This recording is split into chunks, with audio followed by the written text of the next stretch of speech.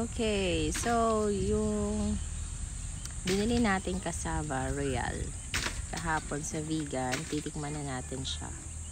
I-taste test natin siya. Okay. So kahapon natikman ko na yung bagong bake kahapon. So titingnan natin to.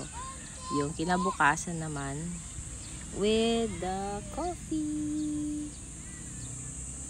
Dahil umaga, magpapaaraw tayo. Sarap magpaaraw dito, 'di ba?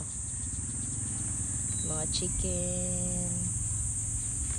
Okay, so titikman na natin to. Ganun pa rin naman yung texture, galing siya sa ref. Ayan. Natikman ko na to kahapon eh.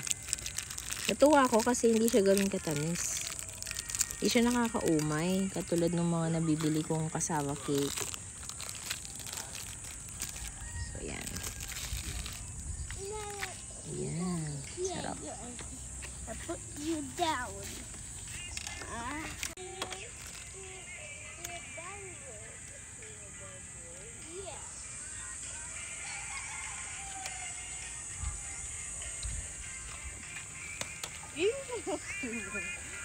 I don't do anything. I'm just a kid, Pizza Bear. I'm not a kid yet. I know you're just a baby.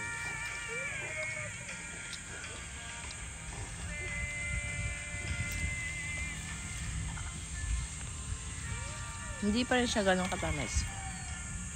Kaya mas nakakatuwa. Hindi siya nakakaumay. Yan. Siyempre, kailangan may coffee. Ayan. Kahapon tinanong ko to doon sa vegan kasi parang meron silang tiyanggian kahapon. Tapos, ang mug daw na ganito na marmol is 650. Sabagay malayo ang Romblon. So, syempre, dadayuhin mo pa. Ay, magkano lang bili ko nito no, sa Romblon? 250 yata. Or 180. Parang ganun. Kaya bumili ako ng maraming ganito kasi alam kong mahal siya pagdating na dito sa Luzon.